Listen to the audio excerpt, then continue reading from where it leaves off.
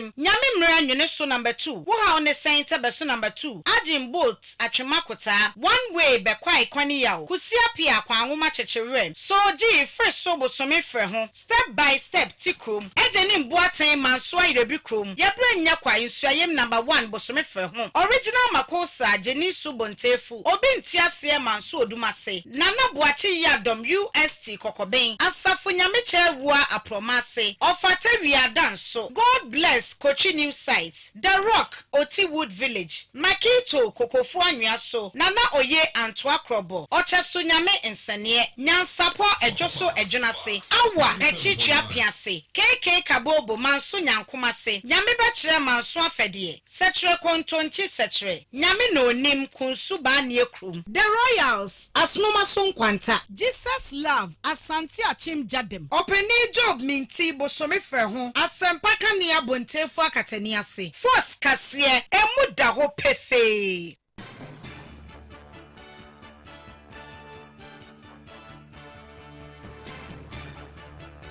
Lock it in. More news, more information. Fox. Don't touch that dial. Lock it in. 97.9 FM. You've never heard radio like this. The number one station in the Garden City. 97.9 Fox FM. 97.9. Amansan Dawuro and Ayatna say ya yedi esmo ene enwumre. Abusuafo say twa no ho tapa de Fox 103.1 Afei foxfmonline.com Facebook Fox FM YouTube foxtv.gh Tune in Radio Fox 97.9 Information Centers bedo ohane chere atokase apitin wi emoma for 8 bi Ensamudo a yede esum enanwumre se Amansan Dawuro no yede mo akotene ebi ene se Kane swafo na ohwe ahonene so ora nuama edonko e de atudwa e kire se Ameri plants no a aban no esisa baabi ana ewo 97.9 aba kumasi sesei no nya ade a edi bibi foforo bia eba beka ho ewo eye enyinam ahoden eso afei ye ko ensem foforo mu a nansan ya abeto dwa se kane opani a na oda Maslock dwumadie no ano nsembi esikasembi afanase ama sesei watwe na so ede na kohye afiase na owura bi so de ho nsem atodwa ya eno so ye de ho nsem ebre etiefo ene anwumre na yakọ ensem foforo mu nso a enkwanhye bi esi ya abante wa bi wahwere ne nkwa na kwan a enkwanhye no efa so a esi ye no abusuafo ye de mu amanebo eba na yakọ ensem foforo so emu a KMA presiding member ede atudwa ede kokobonsem ma enipa bi a wono de womo sei ka kwan mu ene won behoro womo ahyen ensem bi ne foforo ene aboa no ya ede sumo ene nwre se Amansan Dawuro mi amatena se ya mekenka kase ede amamedin ede oba ya ampoma esie afeka me ho na sima aduasantem ye nkyere kase ne mu emfa emawo Kane swafo na ohwe ahonene so ewo NDC amanyoko ni dimu Dr. Kwabena Donko ede ensem bi atodwa efa Ameri planter omampani akufo do sese wode aba kumase adano wo mbepa ho entima ye rai kire se Ameri plant na wode aba no enye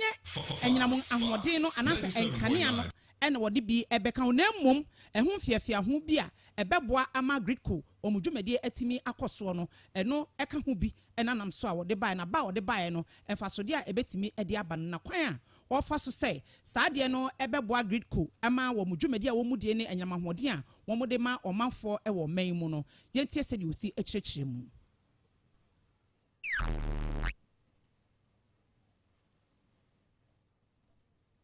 have been informed that at a point the ministry wanted a private sector contractor to do the relocation at a cost lower than the 38 that is being quoted. But until you see the works, exactly what was, it will be unprofessional. With, for example, the Angomaso site, it's not just for America. Power has been contracted to set up some other power plant there by the SCAF in the midst of the allegations of SS power. Then, of course, there is the expectation of future generation. I heard the minister talking about 800 100 megawatts generation in that corridor. It is futuristic. So if the works, especially the balance of plant, it's been oversized to meet all that, that will be another. But I don't have that information, so I don't want to pretend that with that information I can say high or low. That will be perfect. If an investigation will bring out the, we must fight for value for money, irrespective of who is in power. If a forensic investigation or a technical investigation is conducted, and I will call for that. If it's conducted and it says yes, give or take 5-10% is within range or it's excessive, then we have a base who people are campaigning. You remember in 2015 when we were being lambasted left, right, and center over. One of the arguments in my memo to Parliament was that the Ameri plant was modular. There are 10 units of 25 megawatts each. So if there is the need to move generation, emergency to any part of the country, it can be moved. Unlike the existing plants we have. And here, Dr. Kwabena Donko, Kaniswafo, no share ahonini so ewo omeimu. Yetwa and some so ako and some from Kani Deputy Attorney General.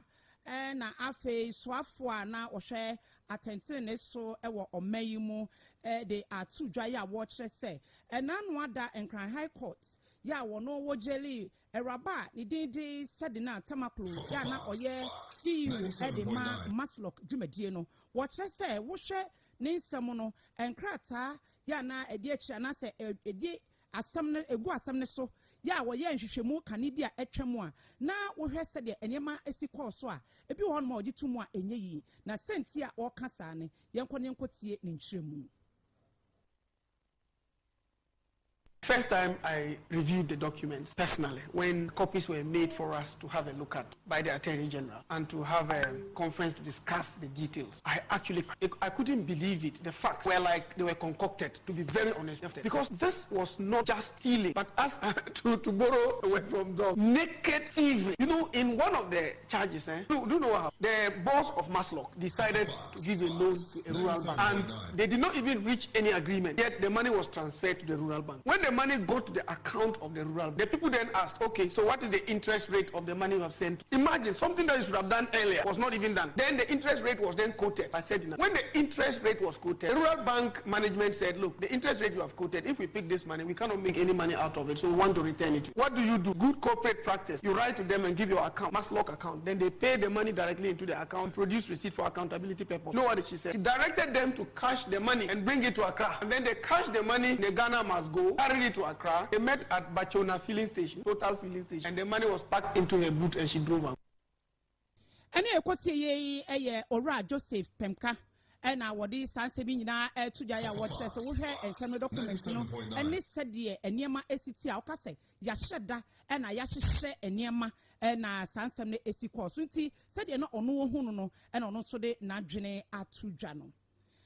Afe Nanwa da yet trainer. Omampani Kufuado na niswade hunu ne se akobede betimi akoso ewo manmunti wabon homode aye ketecha kwan ewo manmu na afei wakra train amano aba na empanifo ye ne se wo bekwa akohwe na wakoso train no ahwe eno eye test run enti abusuafo asemi de nimsem dada na de akoba ya ne se abra train no wono ede kɔ eye on try no de hu ya ne se ka bi esi train kwan mu ama Three ekotwifa so ma e the accident e ba ye nyina de si ya e ba me sa no odrobani ya wode sa ehye no ekosi ekwan mu ho no mo no ene ntempa na court etena se ema sese ya jeli no abosumi ensia ya okoshem na wasom Ghana ban na eno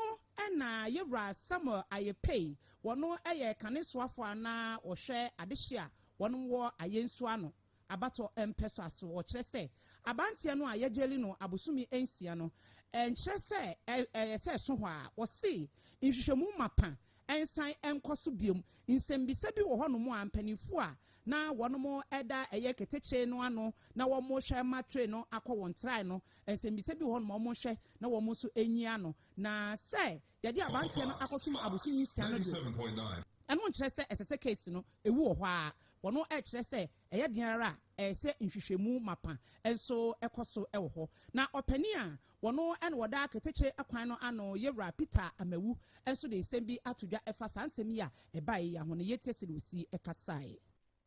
have a braking system that will enable the train to stop. But there's normally a distance, understand, a minimum of 1 kilometer. But because of the curve, we couldn't get that distance. The driver tried to apply the brake and it could not stop and ran straight into this brake. Were put in place and they were fixed. The I's were dotted, the T's were crossed. The company in question have tested 300 trains this year. I was had okay. What was important for them to do is to make sure that the line clear. They do the initial check, which I stated earlier, by putting the maintenance vehicle, 30 minutes ahead of the train. That was that. Indicating that the line was free. Only for some unscrupulous person to drive and park vehicle there. So I don't want to read any ill motives, but it's very, very uncalled for, and the police are in charge of the investigation with other government agencies. No injury. The train itself is in a good condition, said defenders. But assessment is ongoing now to determine the extent of the damage. Any ekotie onumunyamfo Peter Amawu ono na waye opania wada keteche ho ensem ano ewo manmu ya wo kire se ane keteche no enyankwanhia ne de nanso omo eguso ya womo eye ho entutuye ne bibia se de be ya ebetimi agyina ne naso na atimi aye adwuma na mfaso a esese Ghanafo enya wo so no watimi e de aye adwuma na mom asem no a na se odrabadin no a ono so e de ehyen kosi keteche kwan ni mu e ma ekonya ankwanhia no entwaye aposifo eguso eye mu mu biara esese wonom eye nti de befrim bebe bia no won beba Ghanafo ate aha Fox 97.9 Amansan Dawuro na yeguso a ye kenkan ede amawo no na ye bobram won semfoforo mu akaya presiding member onmonyamfo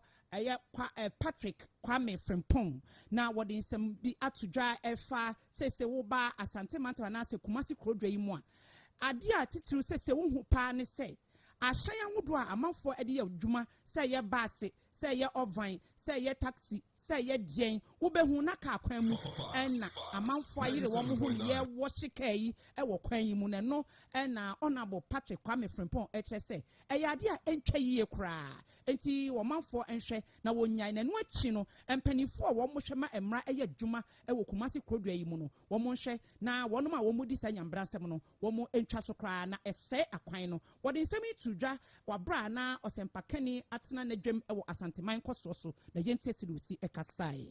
Omra etia saade na ekoso nyina so you ba lo try why at 936 ni so e ma kwan sasa anya ma bia betimi ase o manager padie bia no esa assembly no isi ano kwan kreba ko a e wo kan na ne se enyuma pia de nkofo ensa ko mu ano no e mo 50 to 60% etia Ghana mra ese Ghana japadie etwe mpuntu okwa eno achi omo muti kwa mo a omo ehoro kai o se o manager padie a sabs no ya kwa akwaje e dia ya kwan anka ye de to ama ye nchirima ene wote so ehoro ka okotu na o se obo na no agwa no na awura ma akodu kroni mfimfira da bia sabe moka e ma obi ehunu se asa assembly no kra no sabe ya deda eni party kwa mu toade ukotu na wose obo na no de no asa atreten wo kra ne aba na ozunze se mo ya sa ye nto aba na mo nsem twerefuru aso asa akwa akobusa ne se na mo se muntu no mo se mo nkwan na sabe ko biti kwa ni etu na e relocate no so amekwan o mu ye ya akofo ho na yakope bedman ye enti baby a wo kan ye hu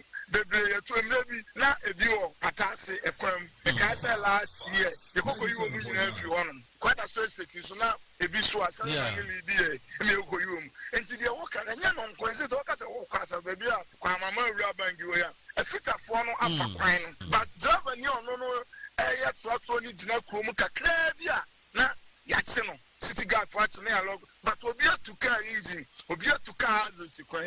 enti ni kwan yankopon ni medu ba bia ye implemented ye reporters you can monitor and supervision power but omo we implementers no say what can say eje wonsam so munya do bia na ma adwuma no so ayeden ayeden abusanfo ani ayekotie ye eye onmonyamfo Patrick Kwame Frimpong na wodi tudwa se niema bia ekoso ewo Kumasi Krodwa yi mu entwa yie nipa nim se de wo ye nye enso koka wo se kono wa no wa nso obi enu ha wakwa waba bio enti emra no na ye den ya ye de be ye adwuma enti mpanifo hwe na wo mo a ese wo mo hwe ma mra ne eye adwuma no wo mu tu ho anamon na esei oman no ejapade Arawosamo abeto yepono so eche se abanti wa bi ya ne didi afiri fa foster edin ya omanfo e de frɛ no eye Kwadwo Foster abante akohia ne Kofi Kwamu wuo ya ennawie ya sanopeyo se wieyo asemi esi wo afida kwabere north mensin mu ya eno wo offenso na yensentreni Evans Afrifa ewo ahomane so yenko na yenko bisa no ya saa oyeni ebaye Evans otimi nka me Adwoba Fox ye ni amini aba na empom te sen radiadum areho na aba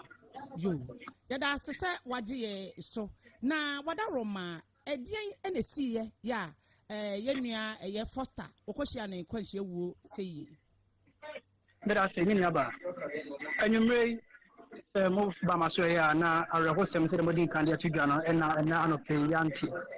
ma branch ya kana asem ye FIFA Foster o yemi nya prekope o yemi nya mechi ba ankasa ene no na yenjumedi ahodo ye gile ba ye na wo se ba na mon ye ba na ye ma Amansan enso so na ma Amansan Dawuro so na de ko ba ye nyina ne se F2 pub F2 pub and apartment hotel bi ye bie no akom custom barrier off Offensive Road wo fedana sia na wo ko akom ho na sa nkwanhie yi anase ni nua ba me kokohia ne nkwanhie wu na ahomachi na esi ye no said the reporter speech ni dia ekoso no in some by any say or your driver ni other man your driver ni a okura car ahomachi ne so bi frɛ no so ma me fa wo mo motime you program ni di embassy na onam kwa so okoye kokoduru ho no okoko fa nipa na na so okofa nipa na ba no na sa nkwanhia eshi ya okohia ne nkwanhia me wo fa e wo menchen ono na ye assembly member e de madena say electoral area me pese ono e di nchemu aka bia be sum ye tie Fox FM Takrades Fox FM Kumase na afi so Hot FM Accra nti wada ma me hand over the man wo fa honorable assembly member na wona mato ase honorable me pacho ye tie o wada roma yo mpacho frame honorable party me na me re akom danase sanse assembly man e bia seminisi ye no me offer ase nimponso ne nipa ya wafire mu yi na anything anopai ne yɛte ntiɛ sɛ yɛawɔ ne sekan ɛwɔ F2 a nora no ɔmo yɛ program bi ɛwɔ hɔ na wɔtwe nipa ne bi de wɔn kɔɔ anopai ne ɔmo frɛ ne yɛ sɛ ɔmo yɛ program ne nti na ɔmo yɛ dɛ ɔmo na mɛfa wɔn nti na ɔkɔɔ yɛ no a wɔwɔ hɔ no a yɛsi ntɔkɔ bi si hɔ nti ntɔkɔ n'akyi na yɛsi de wɔn bo no eguan bɛto a na ɔno yɛ sɛ wɔn mesrɛ mo mabo ne bi a ɛyɛ ena omo kontokwan ye se wona wo bekire ye nyansa ye de enim si abo ni bi ye na wo de wo se yabo ni bi ye na cheto omo dane e ba ne so a e se omo bo no de wo ye semone ade nipa omo ye witness eyewitness wo kire se che omo de ade wo na ni kon ho sisi ameka se waye nyamedea so ono wanko program na emom nipa wodo omo ko anwumre no a ahomachi okofa wo mo no na okohia ne kwanhia wuo no na sɛmi kasa sisi yi no ya kyere baako ɛwɔ Buaman police headquarters ya apolisipo ɛyɛ nhwɛmu nti ne mesre nyina ne sɛ mu nyina mo mfa mo hunyim ɛma yɛn sɛ ne bɛyɛ atɛntene ne ebitumi ayɛ adwuma honorable hello honorable wadaroma Foster onya mfie sɛn about 31 years. Waware. I'm about wadi ka baako no one obebi nso tia on so one na wo baako a 40 days mu ani na lere na ewo ye. Oba na wo 40 days ni na okunu no atora na mo nse adui. About o ye taxi driver. Yeah. Yo, wadaroma nipa no a na wono mo ebro no ya wono bedwa ato a Foster no a wo mo de wo mani bre eba wono Foster no so no wo henfa. Sisi abikasi afi na polisi pogu nhwemu omo ye na eyewitness for ni bi so hu afre no se omu nipa bi so omu nim ba bi a wote a evanse firi kina ekro no sia for se nipa ni nyina no omu bi hi omo wo Buaman police asoye enti wono wo kwadwa to a Foster no a no wo ka bia ma no satam na ye bro no wo hin no adwane ana wo gina obi ene ye bro Beba cho satam no ye no no ka be afa because yes wo mabo no kula ma ono so aye mere na chese ede na ba ya ntokwa ne ba ya nti no ho no so manyamu enchiremu na ho ntokwa ni si hotel ni inside so mu di firi ho no ne ba ya boy ni dwane a obedwane to a taxi driver wo kofa edipa no ma pon program no enti say no wosusu say enipa sen na omobro first time ya wa free mu ya wo machire mu ba ko no according to our witness ya no gina ho bia wa twere na no asem wo bo amansi ya de so omo ye nipa be enwotwe okay enti omo dwagu wo mo so na omo nya emu ba ko ache no okay enti first time na mu na wo hin say but I was saying na mu ne wo hin say but na mu no e wo offense St Patrick okay yo honorable wo de ye fancy ha ye bring nti na wo de mokoso ani akire na ade ba ko America ma nwate enso ne say enye we ni ne dikan a sa problem si esi ho de bia o be sa problem bi o bia no basa ye esi ema aposifo itu ho ana okay honorable so what can I say dia e de be program papotin e na wo ye no eye pub ho no eno ade say o msi nyumpuni bi na na e ba beto ya see a friend King Paluta na ba wa ya to bo nyomo a amanfo ko no mo a no nya no ye draba e na nkofo e fa no say e program ne de o twenkrofo ko efie patron ene de okohia ye me patron yo ye de wase no ama ne bo de monkoso ni akire na hwehwemu no de be fi bebe bia no mom ye be sire me say mom wa ye nse ne be ya atente enso we betimi aye aduma ne de ebe ya adwuma agese mo so mo boa yen kire se apostifo ye hwehwemu no ba bibia da information bia wo bia so mo ma apostifo nsanka na efe ye no firi ho na yenso ye ti bia ya be ye ho adwuma se de wo kan pe ye da mo ase ene mo ma ne bo na mum ye ma munyina ya akọ so ye da mo ase jo abusuafo eye Evans ni nua ni mpon ya wode eye Foster ya nipa bonfo bi abro no ede eye apaso ene nsekan awowo no ya wato anananum ewo nsie do na onabo edi mu amanebo ebo yenti de be frim bebe bia no ye be ma abusuafo nso aso ate ogusu tie Amansan Dawuro Fox 97.9 enwumre die yante asempa araho samba ko asa be pie Fox yapno so kire se odwumtuni ya woto nyamenwom gospel musician Nidi yankasa ya wo maame ene wo papa ewo no wo mode to no eye Kofi Owusudua anto enti watwa ne tia ya wo friend ho koda enti koda no ena wo kan Ghana fo nyina enim no se wode efre no abante tintin tuntum to borom imu obi wo gina so yie pa Ghana fo a wo mu enim no na woto dwum yie abante yi arehosem a abeto dwa kire se wato anananom ewo nsie do enye nkwanhia na emu ono ankasa ne nyonko brebo ya wone no ekona ekrana na wono so ebekire mu se asem a yatie no eye no kre se koda da ya wansori na wantimi afa ntodwa yade potin ya enam so a eye koda ehwere ne nkwa efiri mu na emum na okire se ne ho edodo no kakra wo yareye ema ye de no ekoto hospital na enam so a watu anananom ewo ensie do ne nyonko brebo ya wode asemi tudwa eye ni okan ya wone no ene ko na ekana na koda ya ye kana semi se Ghana fo ebe kai a wo ye dwumtuni wo tro nwom ene enwom no wa tro bi ama adwumtufo bebre ya mintimi mpo emmodin na ne nwom ahodo bi ya Ghana fo wo boso a won betimi akai ebi ene se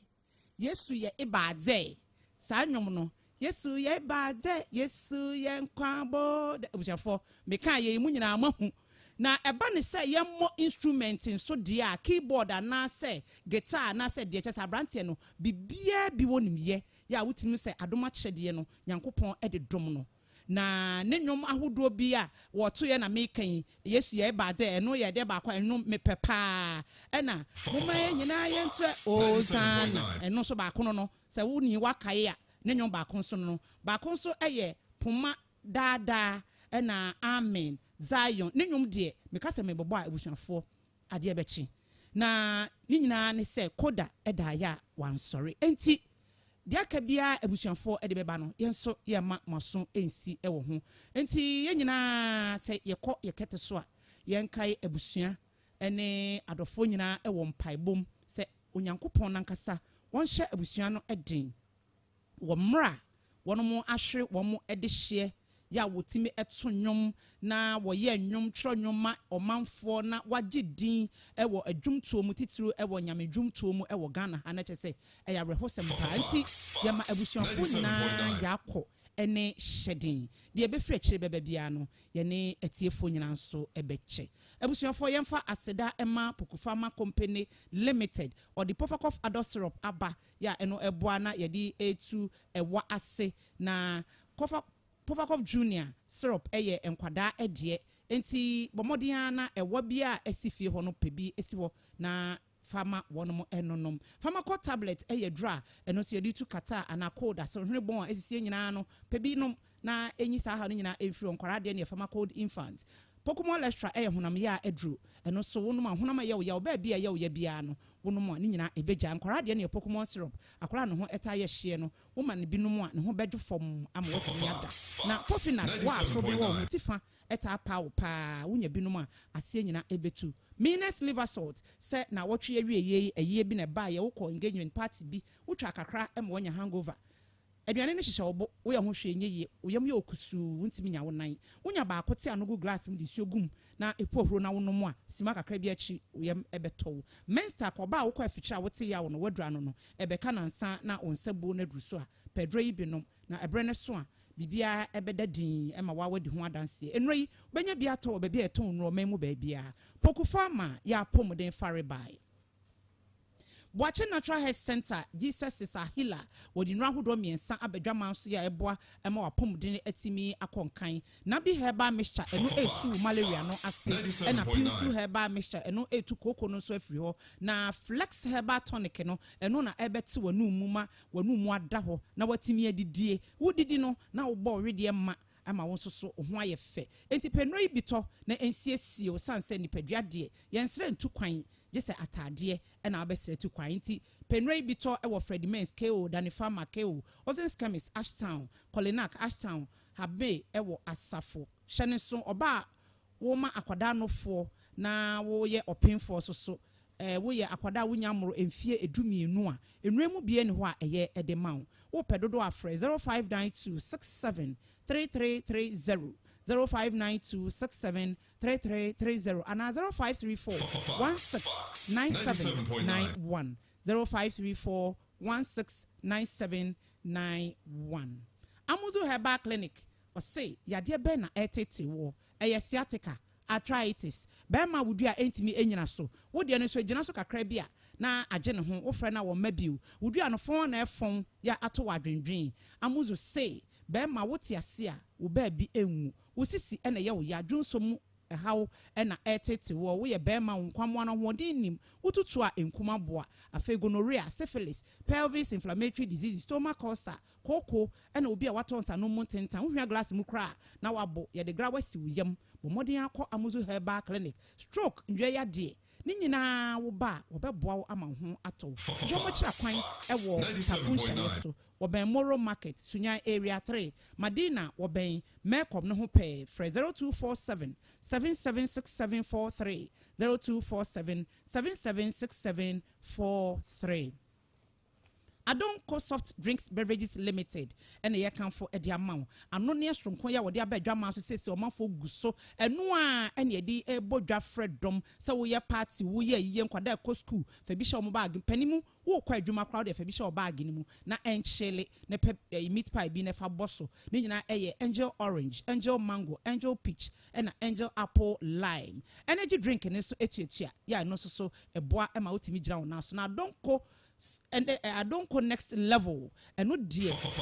any no what they are shemu ma say den a boost immune system no enti bomodian pebi na won so no na gina wo na so ye pa wo adwumaden na wo bre na wo nya bi no mu a bon se wo gina wo na so say peme enti pebi to na hyene so I don't go next level no oba pen for oba o makwala no for wo ya kwala wo nya morofie du nwotwe a I don't go next level enye ma pebi to e wo shops supermarkets and shops ahodo nyina mu pedodo a 0244832286 0244832286 Pasdan Herbal and Spiritual Center Dr. Utua CSC and Control or say yade ben esiche yade mojabroso juice mu hawo na etete wo stroke ya ndwodwo ya de fibroid hepatitis yare bia say wo honam nani anani pedua ni mu na oye honam mu adwuma no na oye honhom nso de eka ho enti bomodin afo ni ekiremu wo ho no na owo emfani agro prayer camp odium ahoma so kumase eno na ukota krade dia Prophet Dan Coffee Old House aseke phone wano eho na ubehu no ewo takrade na ope enkomo ana enchiremu bia dia for 0257 579596 0257 579596 ana 0537 124891 0537 124891 yeguso ebo wonka yese Fox FM yedwumadie ya yede eba nyame adoma 1st May ye ba ma montete kwa befa so a obetimi ayen catfish wo beye ewo ode wankasa wo beye enwa no na o maye ewo no ede amount efei wo fie wa fichire ba bi kakra bi pese wo ye garden wo duadua atosode no nyina ye be kire kwan ya befa so a wo bedua ya wo benya ho bebre na wo dua no so ne ya kire kwan befa so a wo beye wa fertilizer na wo de aguso ema no bae no so afu kama ye be kire se de si ye enwa afei se de si dua emre mushroom emre de eba ne se ya na wa hu se nipa ene je ho pa enti bomodia na wonso bra na betua 350 Ghana cedis 350 Ghana cedis pe kane 3.5 we ekita wa da ko bro be di nsie na so obetua na wo di besua benya sanimde no a emfa so a wo benya no se bubuja titutumrika bra Fox FM hanom beba beto regi ewo front desk ho na wonso watro wudin dwumade ne eba so ewo Fox FM ben prepare assembly hall enti wo pemu komo bia dia 0533 416911 0533 416911 kasiano asisemfo ben kwaku answer your producers abena konadu chei na ekoba jesi mi ametena se ekenkan ma wo medin de oba ya ampoma esie me sorry na ma test de nyame asem ayeye kra koso ama wafide na Fox 97.9